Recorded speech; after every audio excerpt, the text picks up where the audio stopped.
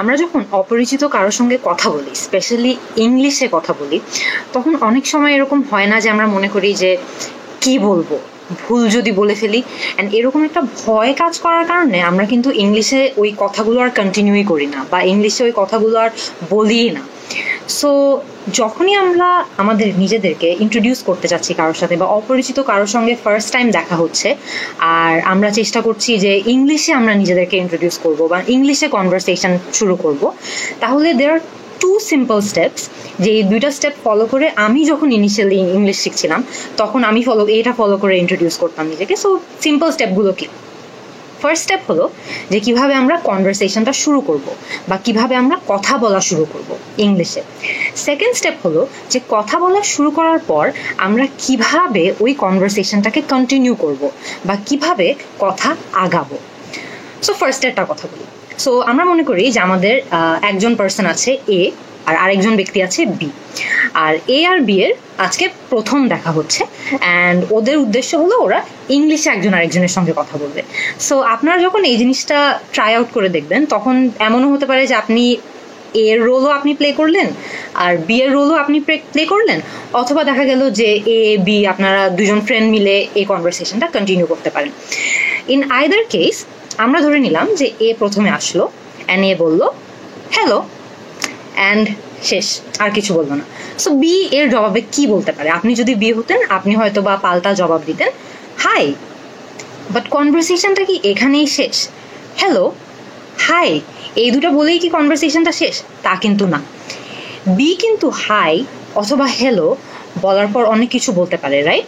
কিন্তু first rule of thumb হলো যে যখন কেউ আপনাকে গ্রিট করছে বা যখন কেউ আপনার সাথে এসে কথা বলছে তখন আপনার সেটার একটা সুটেবল রিপ্লাই দিতে হবে। সো হাই হ্যালো বলার পর কিন্তু আপনি কনভারসেশনটা কন্টিনিউ করতে চান বা কনভারসেশনটা আগাতে চান। সো আপনি কি বলবেন? হাই, আই এম মুনজিরিন, বা আপনি আপনার নাম বলবেন hi I am Sadman, hi I am Shubho. So এইভাবে আপনি আপনার কনভারসেশনটা আগাবেন আপনার নিজের নামটা বলে।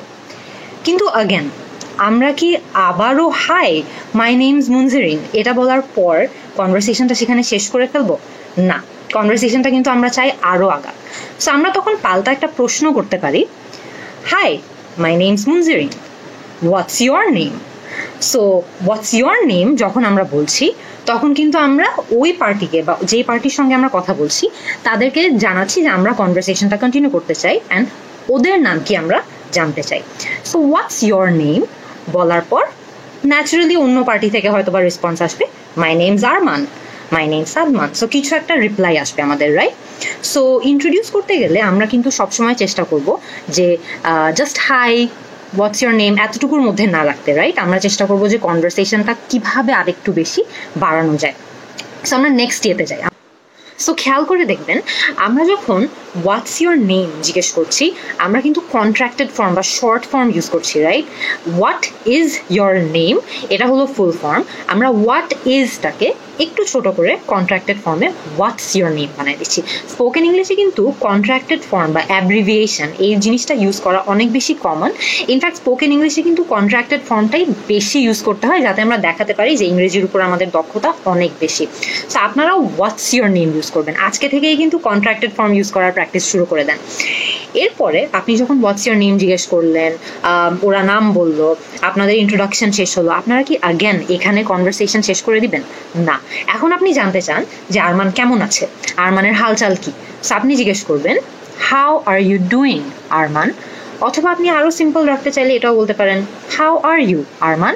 সো এভাবে আপনি যখন আপনার প্রশ্ন করবেন ওই পাশ থেকে তো আরমান ভাইও কিছু একটা জবাব দিবে, রাইট? সো সে হয়তো বা জবাব দিবে আই এম ফাইন। বাট আপনাদের কি মনে হয় যে আই এম ফাইন বলেই কি কনভারসেশনটা সেখানে শেষ করে দেওয়া উচিত? আসলে কিন্তু না। আমরা চাই যে আমাদের কনভারসেশনে আমরা যত বেশি কার্টেসি দেখাতে পারি বা যত বেশি ভদ্র হতে পারি সেটা প্রমাণ করতে, রাইট? সো একটু হলেও তো আমাদের ভদ্র হতে হবে। সো আমরা বলবো I am fine, thank you, অথবা I am fine, how about you. So how about you যখন আমরা বলছি তখন কিন্তু আমরা আমাদের যার সঙ্গে আমরা কথা বলছি তাকে কিন্তু জিজ্ঞেস করছি যে সে কেমন আছে। I am fine, how about you.